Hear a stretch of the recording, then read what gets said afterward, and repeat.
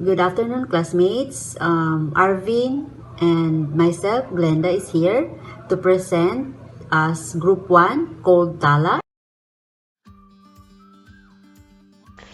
The topic our group is going to present is about work motivation.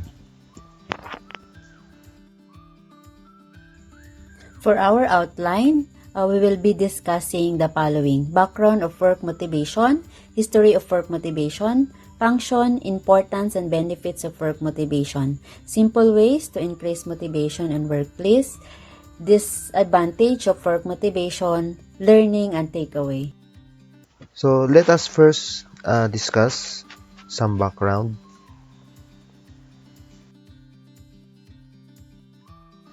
What is motivation?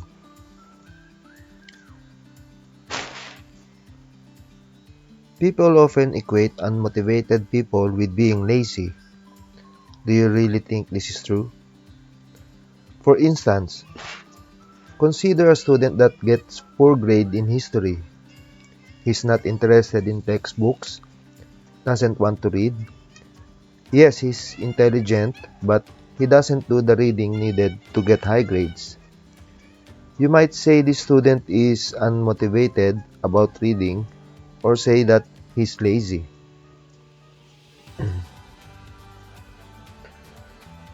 But when the latest comic book in his favorite series comes out, he's the first in line to purchase it, and he reads it from cover to cover the first chance he gets, and then a couple of times more before he finally puts it down.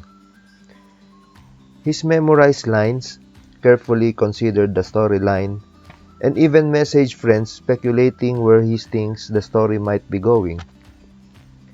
If we are going to compare these two activities of reading, we can say that the student is not lazy in reading books. Motivation results when an individual interacts with the situation. It's a state of mind where the individual determines the level of desire, interest, and energy that will translate into action. Basically, motivation is a combination of intensity, direction, and persistence of effort.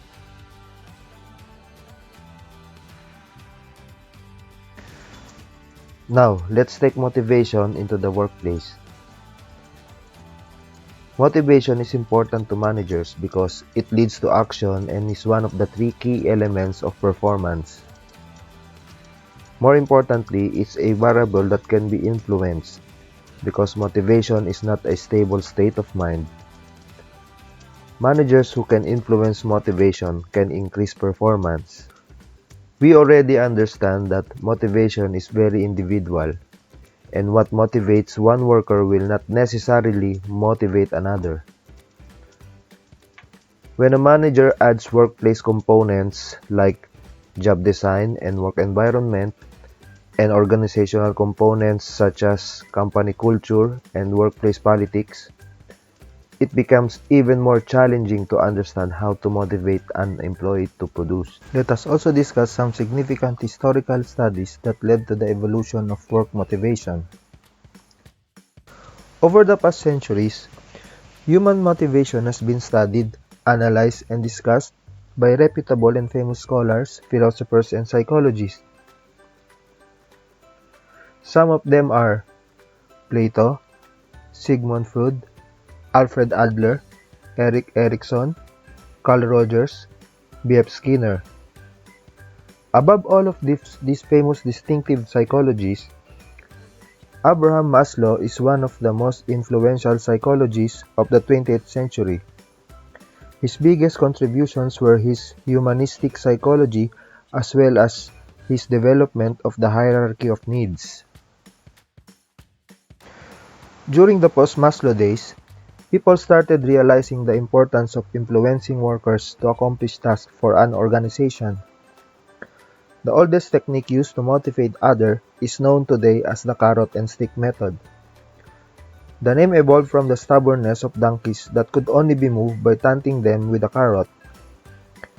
Early managers regularly offered economic carrots to entice people to work harder. This technique was passed on from generations to generations and was a deeply rooted part of society for hundreds of years.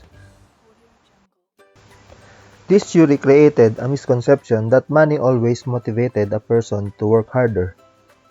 More often, managers were beginning to realize that the method of the past were not effective. The awakening field of psychology was looking for newer ways to motivate people, and in a short time, managers would begin seeking help from psychologists to understand new methods of management. Historical views of motivation. Several theories, methods, visions, views, and learnings has arisen and eventually evolved adapting to the developing environment we're living in. Evolution can be traced from scientific management through the human relations movement to the human resource approach.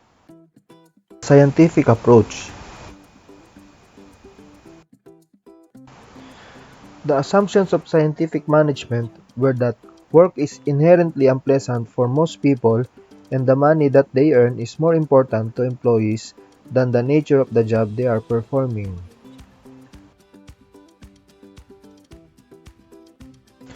In the 1880s, Frederick Taylor advocated two ideas that hardly seem special today but were quite new 85 years ago. First, he recommended that the employees be carefully selected and trained to perform their job. Second, he believed that increasing workers' wages would raise their motivation and make them more productive.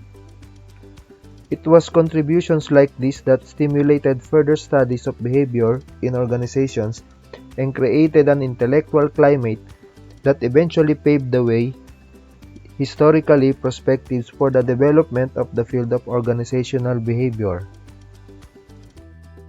Human relations movement.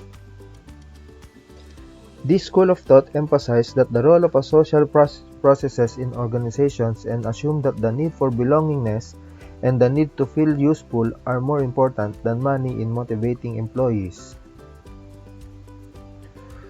The researchers concluded that the attention paid to the employees was more of a contributing factor to their productivity level.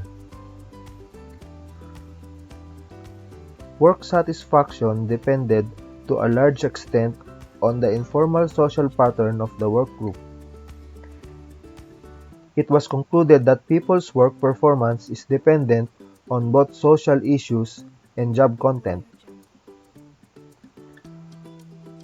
As a result of these researches, it was evident that employees should be treated in a humane way.